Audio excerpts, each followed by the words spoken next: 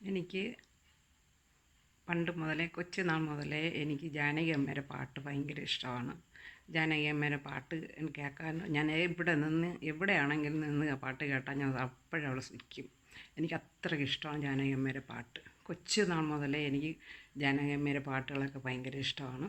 ജാനകി അമ്മയുടെ പാട്ട് എവിടെ കേട്ടാലും ഞാൻ അവിടെ നിന്നിട്ട് കൂടെ പാടുകയും ചെയ്യും. എനിക്കത്ര ഇഷ്ടമുള്ളതാണ് ജാനകി അമ്മയുടെ പാട്ടുകൾ. ഇന്ന് ഞാൻ പാടാൻ പോകുന്ന പാട്ട് ജാനകി അമ്മയുടെ പാട്ടാണ്.